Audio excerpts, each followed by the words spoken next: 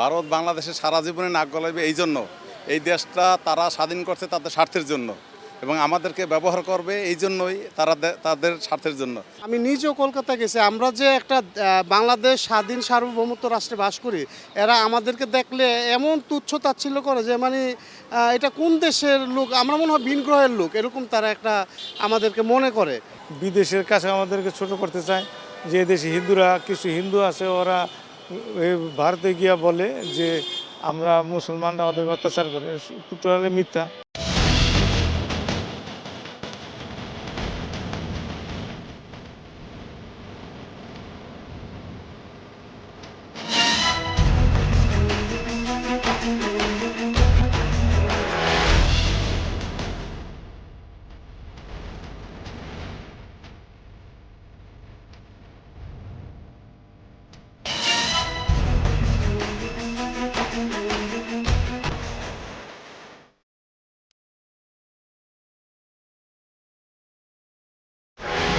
দর্শক শুভেচ্ছা, ২১শে টেলিভিশনের নিয়মিত আয়োজন জনতার কথা অনুষ্ঠানে আপনাদের স্বাগত জানাচ্ছি।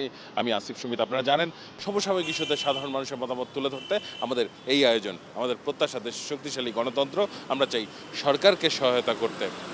দর্শক, সম্প্রতি জামাত নেতা গোলাম পরোয়ার মন্তব্য করেছেন যে বাংলাদেশের রাজনীতি সহ সব কিছুতে নাক গলায় ভারত।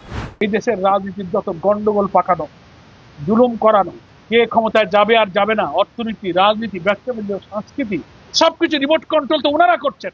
সমস্ত আন্তর্জাতিক আইন, বন্দি বিনিময় আইন, জেনেভা কনভেনশন, সমস্ত কিছুকে লঙ্ঘন করে একজন মৃত্যুদণ্ডপ্রাপ্ত আসামিকে সমস্ত প্রযুক্তিগত সুযোগ সুবিধা ব্যবহার করার জন্য আরামায়েশে দিল্লিতে তাকে থাকার সুযোগ দিচ্ছে। সাধারণ মানুষ এই বিষয়টি কিভাবে দেখেন? আদতেও ভারত কতটা গুরুত্বপূর্ণ বাংলাদেশের জন্য, আর কতটাই বা নাক গলায়? বিদেশের কাছে আমাদেরকে ছোট করতে চায়। যে দেশে হিন্দুরা, কিছু হিন্দু আছে, ওরা ভারতে গিয়া বলে যে আমরা মুসলমানরা ওদের অত্যাচার করে, টোটালি মিথ্যা। এখানে একটা ইস্কন করাইছে, এটা ওদের তৈরি ইস্কন দিয়ে দেশে ওরা ঝামেলা করে। 47-এর পর থেকে তারা আমাদেরকে বন্ধুসুলভ, যেটা আমরা এক্সপেকটেশন ছিল, সেই প্রত্যাশা অনুযায়ী আমরা তাদের আচার ব্যবহার, তারপরে ফরেন পলিসির ক্ষেত্রে এটা আমরা দেখতে পাই নাই। আমাদের তেল গ্যাস নিয়ে যাচ্ছে সমুদ্র থেকে, চায়না যেটা আপনার ডিটারমাইন করছে, এবং চায়না সম্পূর্ণরূপে আমাদের বলে দিছে এই বার্মা, এবং তারাই তো নিয়ে যাচ্ছে আমাদেরই সম্পদ। অথচ প্রতিবেশী দেশ হিসাবে, নেবারিং কান্ট্রি হিসাবে বাংলাদেশের প্রত্যাশা ছিল যে ভারতের সাথে আমরা সুসম্পর্ক রাখবো, এবং তারা এক ঐক্যবদ্ধভাবে আমরা এগিয়ে যাব, কিন্তু আমরা সেই বন্ধুসুলভ আচরণটা পাই নাই। আমি নিজেও কলকাতা গেছি। আমরা যে একটা বাংলাদেশ স্বাধীন সার্বভৌমত্ব রাষ্ট্রে বাস করি, এরা আমাদেরকে দেখলে এমন তুচ্ছ তাচ্ছিল্য করে যে মানে এটা কোন দেশের লোক, আমরা মনে হয় ভিন গ্রহের লোক, এরকম তারা একটা আমাদেরকে মনে করে।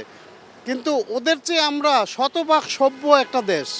ভারত বাংলাদেশে সারা জীবনে নাক গলাইবে এই জন্য, এই দেশটা তারা স্বাধীন করছে তাদের স্বার্থের জন্য এবং আমাদেরকে ব্যবহার করবে এই জন্যই তারা তাদের স্বার্থের জন্য। এবং যে সরকারই বাংলাদেশে আসুক না কেন, সেটা যে সরকারই আসুক না কেন, সারা জীবন ইন্ডিয়ান গোলামি করতে হবে, তাদের চামচামি করতে হবে।